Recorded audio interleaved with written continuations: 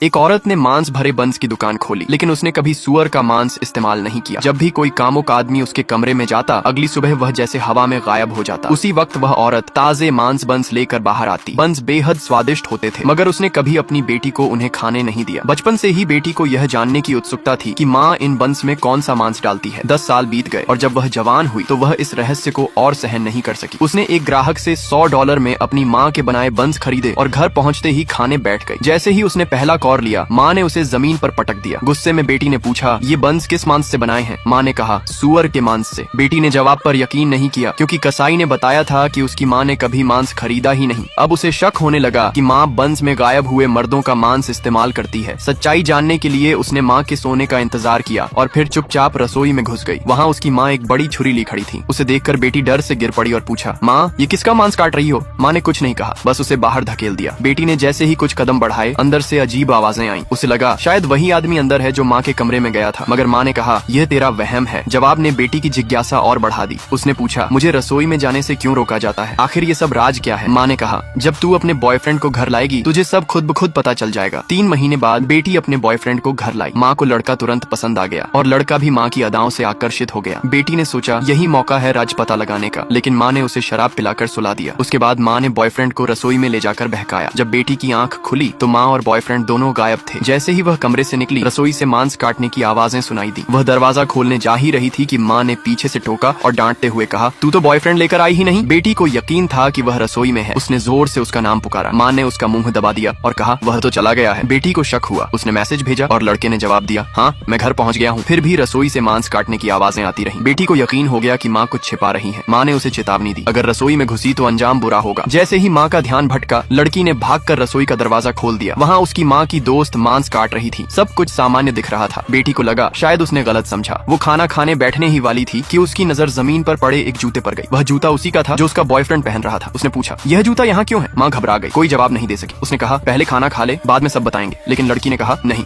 पहले सच बताओ। वह रसोई में सुराग ढूंढने लगी। माँ और उसकी दोस्त डर गईं और फ्रीजर के सामने खड़ी हो गईं। अब बेटी को यकीन हो गया कि राज वहीं छिपा है। जब वह फ्रीजर खोलने लगी, माँ ने रोका। माँ ने कहा, जो अंदर है वो तेरे लिए ठीक नहीं। लेकिन फिर भी बेटी ने फ्रीजर खोल ही दिया।